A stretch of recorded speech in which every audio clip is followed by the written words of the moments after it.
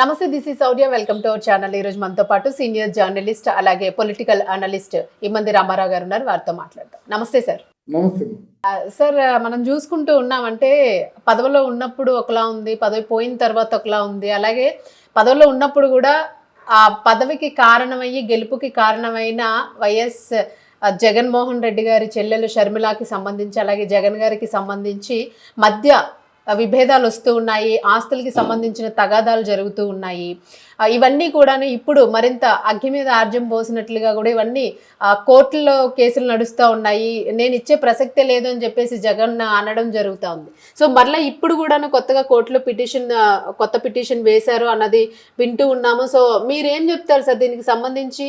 అంటే నిజంగానే వాళ్ళ తండ్రి గారు ఉండేటప్పుడు పంచిన వాటాల పంపకాలు ఏవైతే ఉన్నాయో వీటన్నింటిలోని నిజంగానే మోసం జరిగింది అని అంటారా? అసలు ప్రస్తుతం కేసు అప్డేట్స్ ఏంటి సార్? అసలు ఒక రాజకీయ నాయకుడిగా ఉండి ఒక రాష్ట్రానికి ముఖ్యమంత్రిగా ఉండి ఆయన ఇటువంటి సంఘటనలు వాటిని చాలా దూరంగా ఉంచాలి. ఎందుకంటే తల్లి తన దగ్గర ఉండాలి కదా. ఆడపడుచుకి తన తాలూకు ప్రేమాభిమానాలు ప్రేమానురాగాలు చాటాలి కదా. తల్లిని చెల్లిని చూసుకున్నవాడే రాష్ట్రాన్ని అంతటిని కూడా బాగా చూసుకుంటాడు అనేటువంటి ఒక నమ్మకం కలుగుతుంది ప్రజల్లో. ఆ నమ్మకం కలగకుండా ఈయన తల్లే చూడలేదురా, తల్లే పంపించేశాడు, ఆ చెల్లి ఏడుచుకుంటూ తిరుగుతుంది అంటే జగన్ పెద్ద అవకాశవాదిగా తనకు తనే ముద్ర వేసుకున్నాడు. జైల్లోకి వెళ్ళినప్పుడు ఎవరమ్మా పార్టీని నిలబెట్టారు? శర్మిల నిలబెట్టింది కదా. తల్లి నిలబెట్టినప్పుడు కూడా శర్మిల మాత్రం కాళ్లకు బలపాలు కట్టుకొని తిరిగి నేను జగనన్న వదిలిన బాణాన్ని అని తనకు తాను సంబోధించుకుంటూ ప్రజల్లో ఉత్సాహాన్ని చైతన్యాన్ని అలాగ ఆరకుండా చేసింది. జనంలో ఉన్నటువంటి ఉత్సుకత ఆ జోష్ను మాత్రం అలా కంటిన్యూ చేసి అంతకంటే ఎక్కువ జోష్ నింపింది మాట. ఎలా నింపింది? జగనన్న నిజంగా వస్తే రాజన్న రాజ్యం వస్తుందని చెప్పింది మాట. రాజన్న అంటే ఎంతైనా మన నాయకుల్లో ఎన్టీ రామారావు గారికి రాజశేఖర రెడ్డి గారికి ఉన్నంత పేరు మరి మిగతా నాయకులకు లేదు. వాళ్ళు ఇద్దరు కూడా జనాన్ని బాగా ఆకర్షించారు.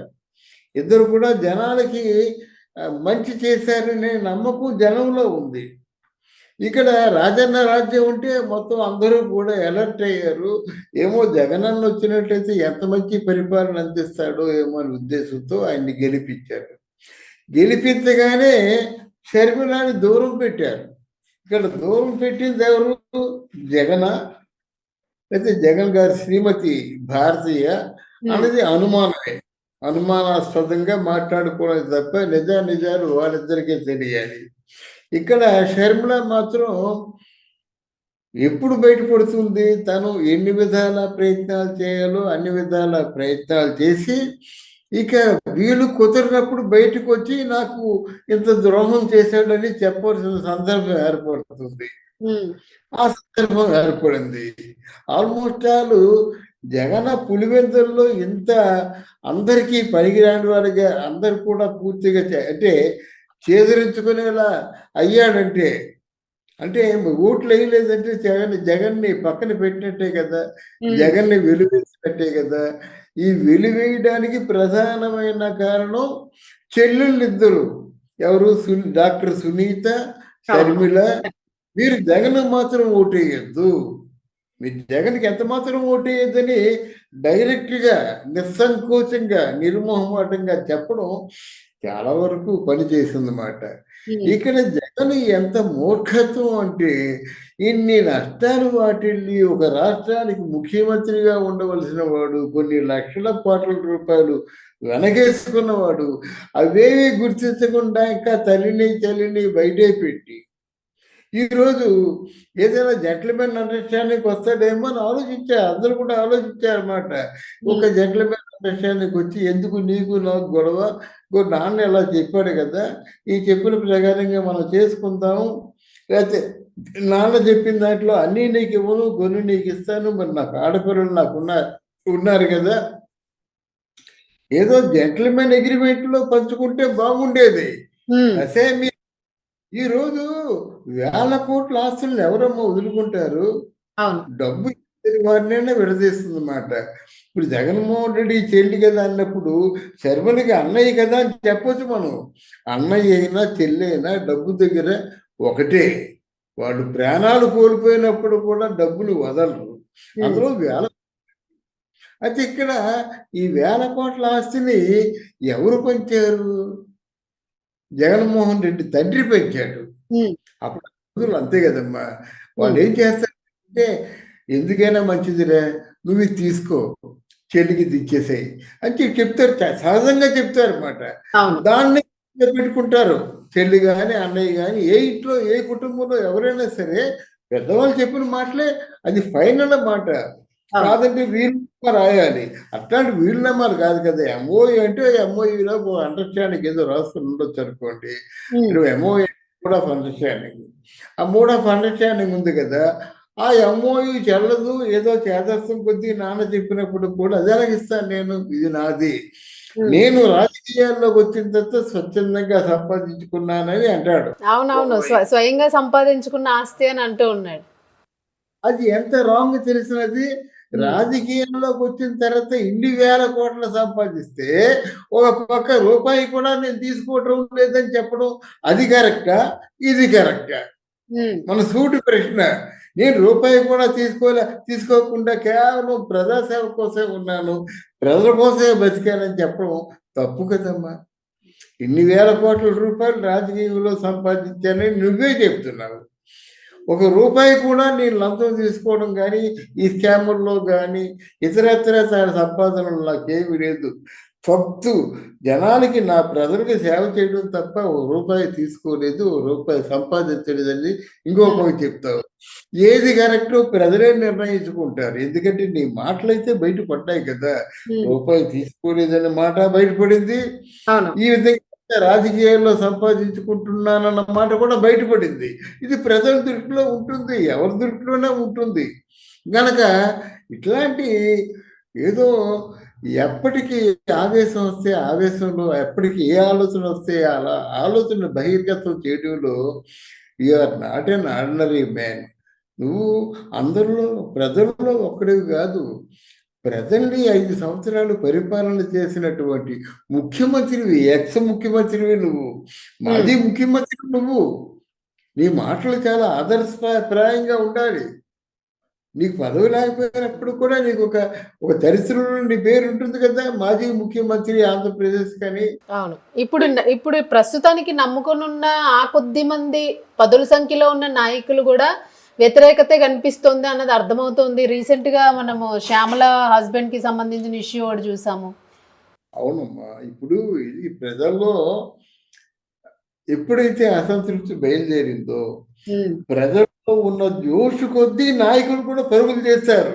ఉమ్, ప్రజలు ఆ జోష్తో ఉన్నట్టు నెక్స్ట్ మళ్ళీ పవన్ కళ్యాణే అంటే పవన్ కళ్యాణ్ పార్టీలో చేస్తారు.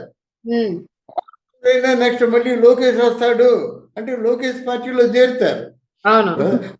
రాజకీయ నాయకులకు కావాల్సింది అదే కదా. ఇప్పుడు అవును. పెట్టుబడితో వ్యాపారం కదా. అంటే ఈ రోజు ఎలక్షన్లో గెలవాలంటే ఒక 50 కోట్లు ఉండాలి. మరి 50 కోట్లు ఉండాలంటే గతంలో ఎలక్షన్లో గెలిచిన 151 మందిలో 10 మంది మాత్రమే ఆయనతో మాట్లాడారు. 10 మందికి మాత్రమే ఆయన ఇంటర్వ్యూలు ఇచ్చాడు, అపాయింట్మెంట్ ఇచ్చాడు. మిగతా 140 మంది ఇళ్లలో కూర్చుకున్నారు కదా, ఉమ్, తగలేసుకున్నారు. ఎమ్మెల్యేగా వాళ్ళకి ఉనికి లేదు, వాళ్ళ పేరు ఎవరికి తెలీదు, వాళ్ళు ఎమ్మెల్యే అని చెప్పుకున్న ఎవరు నమ్మరు. ఇంత దయనీయమైన పరిస్థితుల్లో ఎమ్మెల్యేలు ఎందుకు ఉండాలి? డబ్బు 50 కోట్లు 100 కోట్లు ఖర్చు పెట్టి బానిసల్లాగా కనీసం జగన్మోహన్ రెడ్డి గారి కంటపడి మా కష్టాలు ఇవి అని చెప్పుకునే అవకాశం కూడా లేకుండా పోయింది కదా. మరి ఏ రాజకీయ నాయకుడు వస్తాడు? ఇవన్నీ ఎందుకు? కేవలం ఈ తాలూకు వ్యక్తిగతమైన ప్రవర్తన వల్లే వస్తున్నాయి ఇవి. ఉమ్, కొట్టేవాళ్ళని ప్రోత్సహించావు, కొట్టేవాళ్ళని ప్రోత్సహించావు, దాడులు చేసే వాళ్ళని ప్రోత్సహించావు. ఇప్పుడు రోకళ్ళతోని పెద్ద రాడ్లతోని దాడులు చేశారు. ఆయన జోగి రమేష్ ఎవరు, ఉమ్, మరి ఆయనకి ఒక మినిస్టర్ పదవి ఇచ్చావు. అమ్మ నా బూతులు నీ అమ్మమ్మ కూడా నా అమ్మమ్మ కూడా అని చెప్పినటువంటి గొడవలానికి మినిస్టర్ పదవి ఇచ్చావు. అవును. బూత్ యాక్షన్లు చేసినటువంటి రోజా కూడా నువ్వు మినిస్టర్ పదవి ఇచ్చావు. అనిల్ కుమార్ యాదవ్ ఆయన నోటి పారదనమాట. ఆయన ఏం మాట్లాడుతాడో ఆయనకే తెలీదు. 2021కి పోలవరం పూర్తి అయిపోతుందని ఇంగ్లీష్లో చెప్పాడు. యాక్షన్ చేస్తూ మరి ఆయనకి మంత్రి పదవి ఇచ్చావు. అంటే తిట్టిన వాళ్ళకి, దాడులు చేసే వాళ్ళకి, రౌడీలకి, గూండాలకి, హంతకులకి వీళ్ళకైనా నువ్వు నీ దగ్గర చేర్చుకుంటావు. మామూలుగా నాయకత్వం చేసిన డబ్బుతో ఒక 50 కోట్లు ఖర్చు పెట్టుకొని ఎమ్మెల్యేగా నిలబడి ఆ ప్రాంతంలో ఉన్నవారి కష్టాలు ఏదో చెప్పుకోరు కదా. అంత అంత అంత కష్టపడి సపోర్టివ్ గా ఒక మెయిన్ పోల్ లాగా నిలిచిన షర్మిలకు కూడా ఈ పదవి విషయంలోనే వాళ్ళిద్దరికి కూడా ముందు స్టార్టింగ్ ముందు విభేదాలు రావడం జరిగింది.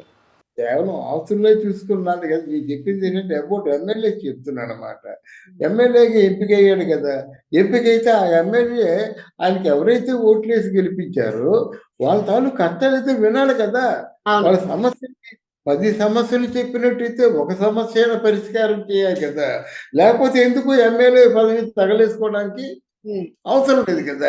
మరి ఇవన్నీ ఆలోచించుకోవాలి. అంటే నీ సాటి రాజకీయ నాయకులందరి దగ్గర దూరం అయిపోయావు. తల్లి దగ్గర దూరం అయిపోయావు. చెల్లి దగ్గర దూరం అయిపోయావు. తల్లి కూడా కొడుకు మీద కేసు పెట్టవలసిన అవసరం ఎందుకు వస్తుందమ్మా ఆస్తుల కోసం?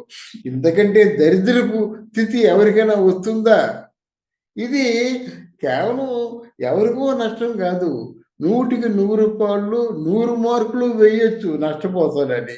నష్టపోవడంలో మాత్రం నెంబర్ 1. నష్టపోయాడు. రేపు పొద్దున్న ఎట్టి పరిస్థితుల్లో కూడా ఆయన జనం మధ్యకి రాలేడు. వస్తే మీ అమ్మ మాట ఏమిటి, మీ చెల్లి మాట ఏమిటి, నిన్ను గెలిపించినటువంటి ముఖ్యమంత్రిగా ఎంపిక చేసుకున్నటువంటి ఎమ్మెల్యేల మాట ఏమిటి, వాళ్ళు